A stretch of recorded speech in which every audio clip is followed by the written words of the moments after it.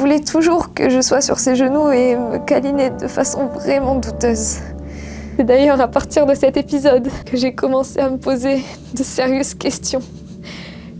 J'ai commencé à me demander si ma mère était au courant de ce que je subissais et qu'elle m'envoyait chez Marc pour me punir d'être devenue sa fille. Mine de rien, je l'aime ma mère, tu sais, mais je ne pourrai jamais nier le comportement vraiment ambigu qu'elle a eu vis-à-vis de moi. C'est elle qui encourageait Marc à venir me chercher en voiture quand j'avais fini mes cours de danse. C'est elle qui a caché tous mes saignements à papa. Alors qu'avoir ses règles à 8 ans, ça aurait alerté n'importe qui, non ?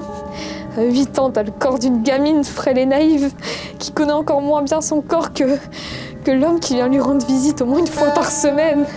C'est aussi elle qui voyait toujours Marc s'introduire dans ma chambre quand il venait à la maison. Sans jamais se demander qu'est-ce qui pouvait bien se passer derrière cette porte qui prenait toujours soin de fermer à clé pour pas qu'on entende les gémissements d'une petite fille se tordant de douleur en essayant de garder le silence.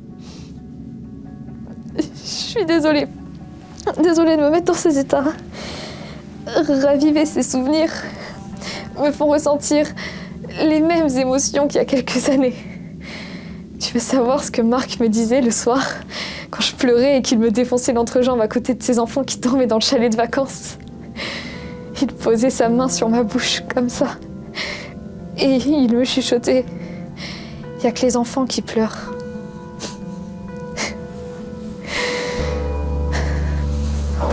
Maintenant que je suis libérée de l'emprise de ce sale porc depuis mes 14 ans, je devrais réussir à remonter la pente, tu ne penses pas? À véritablement tourner la page. Quelle connerie. À 13 ans, quand j'ai intégré l'Opéra Garnier à Paris, j'ai pleuré de joie. Enfin, j'allais être libérée de l'emprise de cet enfoiré qui m'avait volé une partie de mon enfance. Je m'étais entraînée des années pour ça. Intégrer une grande école de ballet, retrouver une identité, un contrôle sur mon corps dont Marc m'avait dépossédé en le souillant. Je voulais devenir quelqu'un, être à nouveau libre de mes mouvements et être appréciée pour ma gestuelle et non pas comme un objet sexuel à la merci d'un prédateur. Mais en fin de compte, je me retrouve encore petite fille, condamnée à rester une petite fille. Comme ce que ma mère disait, je reste finalement qu'une gamine qui chiale. Aujourd'hui, je supporte plus qu'un homme me touche. Que ce soit une poignée de main ou une accolade, je suis incapable de la supporter. Comment je peux avancer dans ma vie professionnelle ou même amoureuse si le moindre geste affectif suffit pour me faire des crises d'angoisse? À cause de tous ces touchés à la piscine, je peux plus mettre un pied dans l'eau. J'ai cassé le miroir de la salle de bain avec un pommeau de douche parce que je supporte plus de me voir nue sans m'effondrer.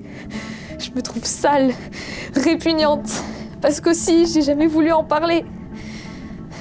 Marc, en violant mon corps, m'a condamnée à rester une handicapée du monde des adultes.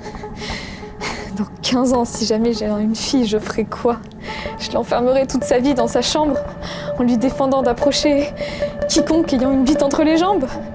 Je lui gâcherai la vie parce que désormais je pourrai plus m'empêcher de suspecter n'importe qui de vouloir violer mes enfants. C'est ridicule de mener cette vie. Où que je sois, quoi que je fasse, les images reviennent.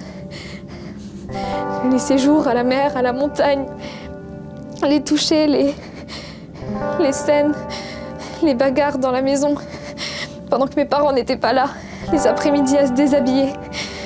Toutes ces images qui reviennent dans ma tête, qui me pourrissent de l'intérieur. Parce que pendant toutes ces années, j'ai jamais eu le courage d'ouvrir ma bouche. Mais maintenant, je ne peux plus me taire. Je l'ai fait pendant trop longtemps. Alors, si je veux vraiment réussir à me reconstruire et à me libérer, il faut que je fasse quelque chose. Qu'est-ce que t'en penses, toi? Ce que j'en pense, moi? Est-ce que tu pourrais me prêter ta robe rouge pour vendredi?